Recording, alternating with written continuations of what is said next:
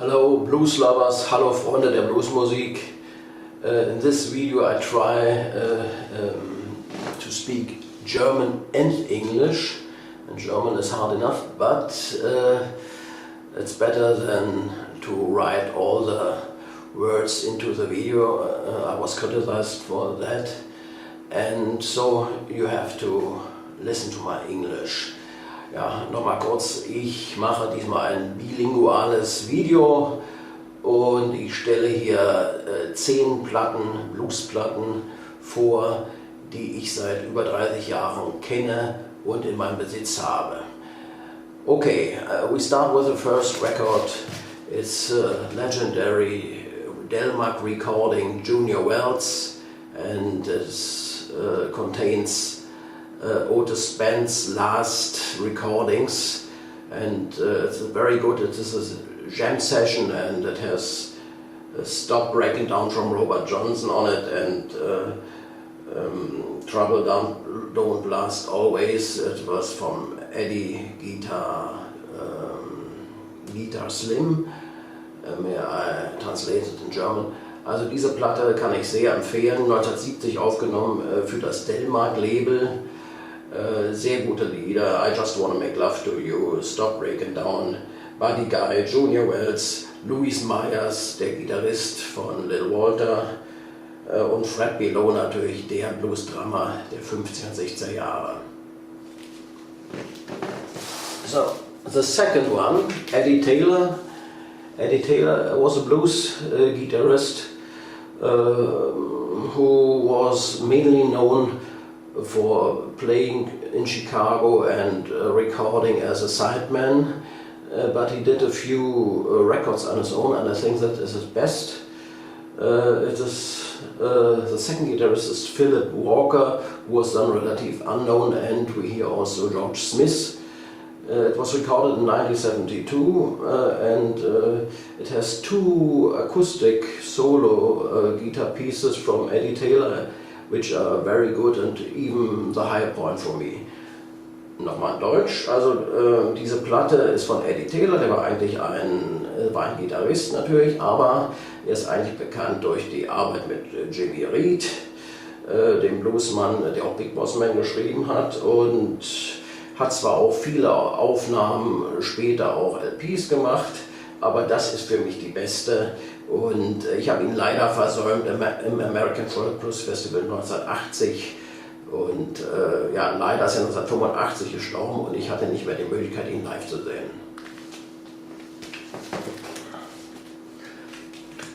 Hound Dog Taylor and the House Rockers.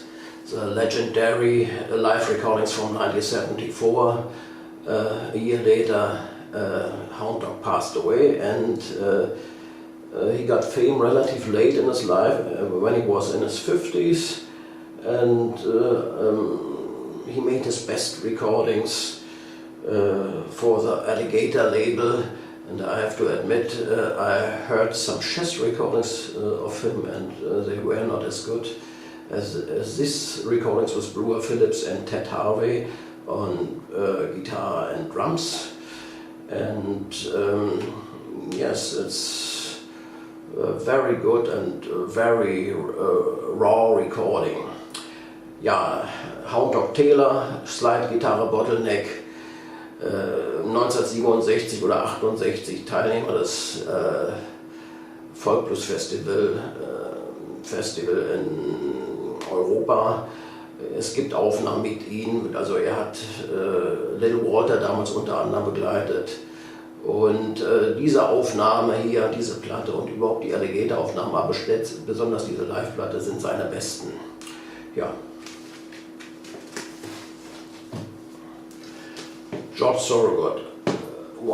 I like this record very much when I was interested in blues. That was one of the first newer artists I watched on TV, and I was impressed, and it took me at least 1 or 2 years to get this record. Yeah, it's very much like Hound Dog Taylor, but more rock and roll. He has a good for me, for my money, it's the best recording he ever did. He became very well known, had a rock star status, and I think here are his best recordings. There are some Bo Diddley style songs and songs of his own, but he does one folk traditional John Hardy, mainly known by Hardy Ledbetter. But Hardy Ledbetter played on harmonium, and he did acoustic version, guitar and harp rack.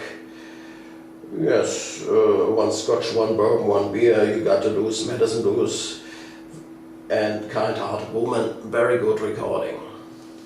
Ja, in Deutsch nochmal. Den George Thorogood habe ich mal irgendwie Ende der 70er Jahre in einer ZDF-Sendung Rock Pop gesehen und fand das so gut, aber die Platte, die habe ich nicht gefunden. Wusste nicht, wo man die käuflich erwerben kann, hat 1,5 Jahre bis 2 Jahre gedauert. Und dann war ich aber froh, dass ich sie endlich hatte und wirklich das Beste, was er gemacht hat.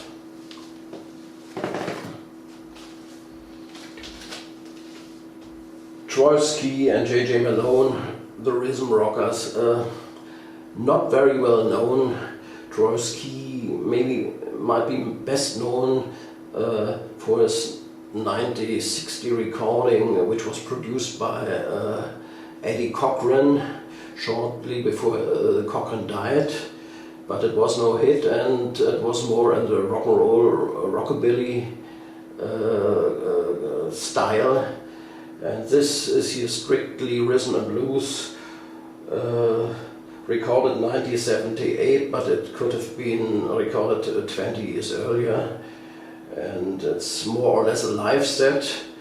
The co-leader is J.J. Malone, a pianist, singer and guitarist, and it's very good. It has some Limas Dollar, rhythm and blues, some Light and Hopkins on it, and it's nothing special, but it's very, very good. And they backed up Jimmy Reed when he died in 1976 on the tour. And they were a very good live band, I think, and this album documented it. Ja, hier Troy Ski, J.J. Malone and the Rhythm Rockers, 1978 aufgenommen, hätte aber auch 1956 aufgenommen werden können. Rhythm and Blues, die kamen aus der Los Angeles Gegend, und Troy Ski war noch der bekannteste von den Musikern hier, aber auch nicht sehr bekannt. Er hat mal um 1960 eine Rock'n'Roll-Single aufgenommen, die von Eddie Cochran produziert wurde, aber kein Hit wurde, und daher ist das relativ unbekannt. Hier alles von Light and Hopkins Cover bis Smokey Hawk und Limas Dollar, alles drauf, sehr zu empfehlen. Ich mag sie. Wenn man die nicht kennt, also würde mich das nicht wundern. So, B. Houston, das ist eine ganz spezielle Platte für mich. Die war eine der wenigen Bluesplatten, die habe ich immer rumliegen sehen in einem Geschäft, aber nie gekauft. Die war so abgegriffen und ich kannte den Mann nicht. Und Aroli Records ist eigentlich ein eher Folk-Label gewesen, beziehungsweise so alte Compilations von Rhythm and Blues und so. Und irgendwann war die Platte so herunter, dass ich sie gekauft hatte. Und ich war nicht enttäuscht. Der Mann ist wirklich von allen Platten, die ich habe, total unbekannt. Er hat nicht mal einen Wikipedia-Eintrag, obwohl er hat mit bekannten Leuten gespielt, war der Gitarrist von Willie Mae Thornton in den 60er Jahren. Irgendwann ist er in die Obskurität in den Mitte, Ende 70er Jahre verschwunden und Anfang der 90er Jahre mit Anfang 50 verstorben, Anfang Mitte 50. Ja, die zur Musik ist zu sagen, das geht in Richtung Albert King, Freddie King, B.B. King, aber so mehr ein Texas-Einschlag, auch so T-Bone Walker, Albert Collins, Rhythm and Blues, sehr guter Sänger, sehr rau, auch raues Gitarrenspiel. leider eine sehr kurze Platte und auf 2 Stücken, da ist Willie Mollett, singt da, den kenne ich erst recht nicht, aber der ist nicht so gut wie B. Houston. B. Houston war wirklich eine Klasse für sich und ich verstehe nicht, warum er so unbekannt ist. This record is from B. Houston, born in the late 30s and he died in obscurity in the early 90s. Very good guitarist in the style of Freddie King, Albert King, B.B. King, or all the Texas guitarists, Gabe Mouse Brown, T-Bone Walker, and so on. Blues with a blend of soul, with a horn section, good singer, but he is so unknown he doesn't even have a Wikipedia article, so that's very sad, but very good record. So my favorite B.B. King album, To Know You Is To Love You, from 1973, with Stevie Wonder on the keyboard. I like it very much. Maybe some people will criticize it's not really blues, and probably it isn't, but it has several covers on it, as Respect Yourself by the staple singers, who were of course a gospel and soul oriented band. And the high point is To Know You Is To Love You, and Respect Yourself is a very good version. And Thank You For Loving To Me. Every track is good, sounds good to me, so highly recommended, but very well known. Also die B.B. King Platte von 1973, meine Lieblingsplatte, ist keine richtige Bluesplatte, wenn man es streng nimmt, sehr viel Soul-Elemente drin und auch Stevie Wonder spielt an den Keyboards. Aber mir gefällt es sehr gut. Ich habe auch nie die Kritik nachvollziehen können, dass B.B. King so kommerziell oder so ist. Also hier ist er sehr gut, soulmäßig. Spielen auch noch andere bekannte Leute mit, Roland Chambers auch noch an der Gitarre. Und mir gefällt es sehr gut. Das ist in Philadelphia aufgenommen und das ist vielleicht auch so ein bisschen der Philadelphia Sound aus den 70er Jahren.